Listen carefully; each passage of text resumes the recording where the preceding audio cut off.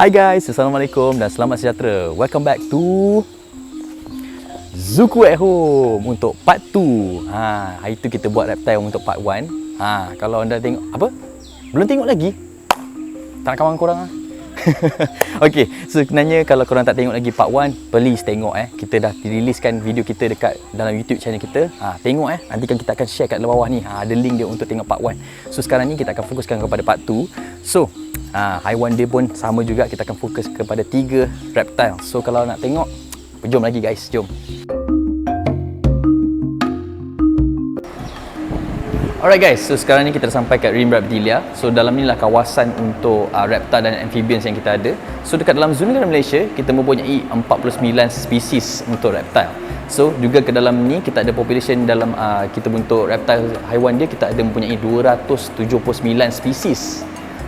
Banyak kan? So kalau sesiapa yang berminat untuk tengok haiwan-haiwan reptile dan amphibians, datanglah ke Rim Reptilia. So jom kita jalan-jalan tengok dulu.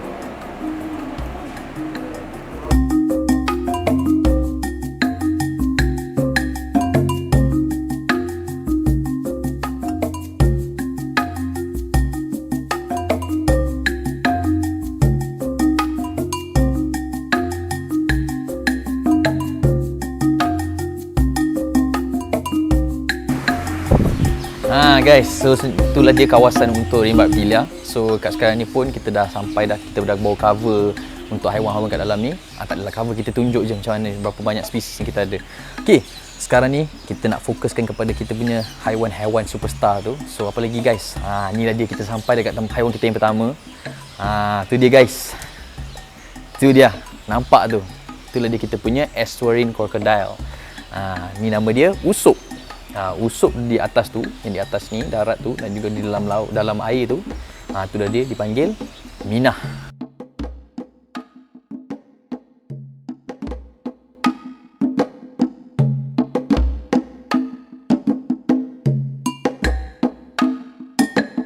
So saya akan bagi makan dekat buaya. Ni Sila Mulut ke mulut? Dia macam mulut tu. Mulut. Okey. Ke mulut. Main balik ya. Right, 1, 2, 3. Okey guys. So kita akan bagi dia makan ayam So selalunya nampak Mulut. Ke mulut guys. Ke mulut. So kat depan saya ni adalah Minah. Dia adalah spouse kepada Usop, kita punya buaya estuarine crocodile. Okey. Ke mulut saya, ke mulut. Minah kat mulut. Ke mulut. Minah. Okey balik. Okey. Alright. Tu selalunya dia akan makan habitat seperti macam mamalia, burung, dan juga ada lagi. Minah kat mulut. Ke mulut. Okey, ingat Okey, dan dalam mulut dia ada dalam sebanyak 67 ke 69 gigi batang gigi Mana? Mana buka mulut? Okey. Okey, Okey guys, so kita akan bagi makan ayam. Ni pula tadi kita baru bagi makan dekat Usop, bagi kat Minah. Sekarang ni kita bagi kat Usop pula. Sup. Kita panggil dia Usop. Sup. Sorry lah air dia tak jernih sangat sebabkan semalam hujan. Boleh je? Boleh je, okey guys. Kita bagi dia makan. Okey. Banyak lagi makan. Banyak lagi guys, kita akan bagi makan di sini. Kita akan bagi at the same time, kita akan bagi. Okay. Alright.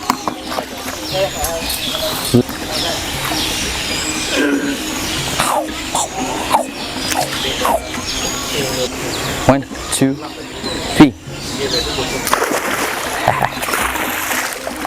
Okay.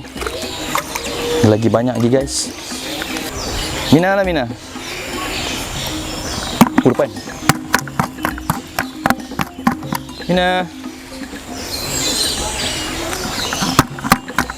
Okay.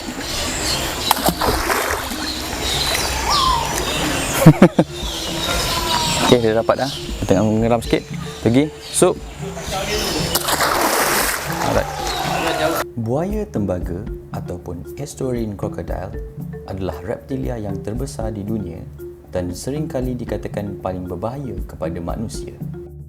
Selalunya, ia boleh dijumpai di beberapa habitat dari Asia Tenggara hingga ke utara Australia. Buaya tembaga jantan biasanya akan berukuran di antara 6 hingga 7 meter dan bagi betina pula adalah 3 hingga 4 meter. Penentuan jantina telur atau anak buaya berkait dengan suhu sarang buaya. Suhu telur buaya pada 31.6 darjah Celsius akan menghasilkan anak jantan. Manakala suhu yang lebih tinggi atau rendah daripada 31.6 darjah Celsius akan menghasilkan anak betina. Beratnya boleh mencapai sehingga 1,300 kg untuk jantan dan 900 kg untuk betina. Buaya tembaga merupakan pemangsa yang berupaya menangkap haiwan sebesar kerbau sama ada di dalam air atau di darat. Anak buaya akan makan haiwan lebih kecil seperti serangga, amfibia, haiwan bercangkerang, reptilia kecil. Teknik buruannya yang dahsyat ialah gulungan maut mencengkam mangsanya dengan rahangnya yang kuat sambil menggulingkannya berkali-kali sehingga mangsanya mati. Buaya tembaga boleh menghasilkan antara 35 hingga 50 biji telur pada satu masa dan penetasan berlaku selepas 90 hari. Jangka hayat purata bagi buaya tembaga adalah 90 tahun. Buaya dewasa mempunyai jumlah purata gigi sebanyak 65 hingga 67 batang gigi. Buaya ini merupakan perenang yang baik dan sering dilihat jauh di laut. Tahukah anda di mana buaya boleh hidup tanpa makanan selama setahun?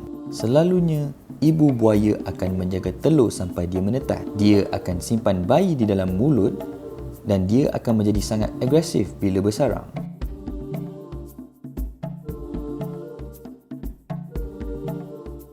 Okey, untuk haiwan seterusnya adalah ular sawa Burma albino ataupun dipanggil albino Burmese python.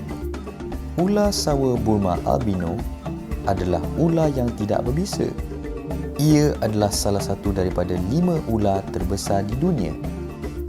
Ular sawa Burma albino adalah perenang yang sangat baik dan boleh menyelam di dalam air lebih dari setengah jam. Ia juga adalah penyerang hendak. Ia akan menunggu sehingga mangsa datang kepadanya.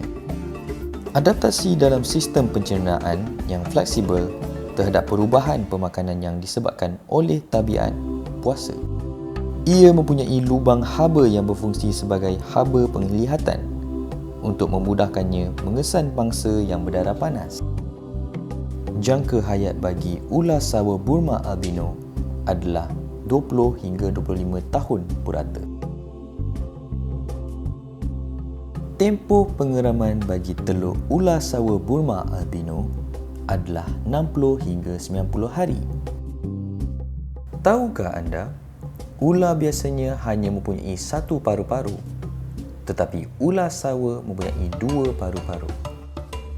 Ular sawa Burma albino mampu mencapai 23 kaki atau lebih panjang. Ia boleh menimbang sehingga 200 paun.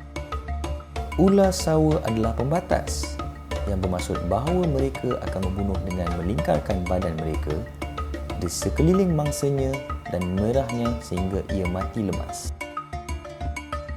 Ligamen regangan di rahang mereka membolehkan mereka menelan haiwan sehingga 5 kali lebih lebar daripada kepala mereka.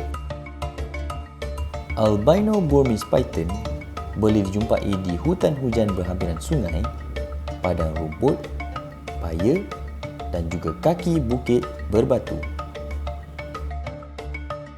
Pemakanan diet bagi albino Burmese python adalah haiwan mamalia, burung dan reptilia. Antara fakta menarik bagi albino Burmese python ini, mereka adalah haiwan yang bersendirian dan hanya benar-benar bersatu untuk mengawal pada musim bunga.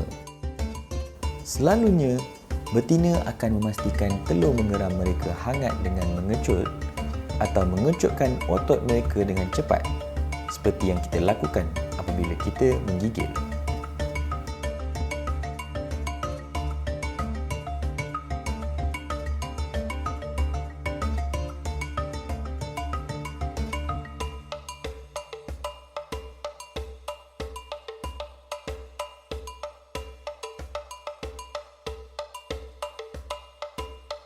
Untuk haiwan yang terakhir bagi episod kali ini adalah ular sawo batik ataupun dipanggil reticulated python.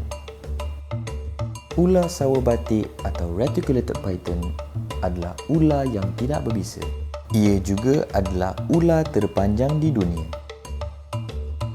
Ia adalah perenang yang sangat bagus dan boleh memanjat pokok. Ular sawo batik adalah pakar bersembunyi dan agak sukar untuk dikesan. Ia sangat aktif pada waktu malam dan ia adalah pemangsa serang hendak. Badannya yang panjang membantu untuk membunuh mangsa dengan membelit. Ia akan menelan mangsa bermula dengan kepala supaya anggota badan mangsa tidak tersekat di kerongkong ketika memakannya. Ia mampu bergerak dengan tangkas sama ada di pokok-pokok maupun di tanah yang tidak rata. Selalunya, betina akan lebih besar dan lebih berat daripada jantan. Diet pemakanan bagi ular sawo batik adalah haiwan reptilia, burung dan mamalia kecil. Ular sawo batik boleh dijumpa di Asia seperti Sarawak, Sabah, Semenanjung Malaysia, Bali, Sumatera, Kalimantan, Papua, Bangladesh dan Cambodia. Ular sawo batik boleh dijumpai di hutan, semak belukar dan buatan atau daratan. Ular sawo dewasa boleh dijumpai di darat dan jarang dilihat di pokok, manakala ular juvana menghabiskan masa mereka di atas pokok dan di atas tanah. Mereka sering boleh dilihat berkeliaran di sekitar badan air kerana mereka mendapati ia adalah lokasi terbaik untuk memburu mangsa mereka yang datang ke air untuk minum. Mereka adalah ovipar dan betina akan bertelur antara 15 hingga 80 telur. Mereka akan bertelur di atas tanah dan apabila telur itu diletakkan, betina akan bertelur di atas telur untuk mengeramnya sehingga menetas. Pada suhu pengeraman optimum 31 hingga 32 darjah Celsius, telur akan mengambil masa purata 88 hari untuk menetas. Anaknya selalu akan mempunyai panjang sekurang-kurangnya 2 kaki bersamaan 61 cm. Ia akan mencapai kematangan pembiakan dalam 2 hingga 5 tahun pertama.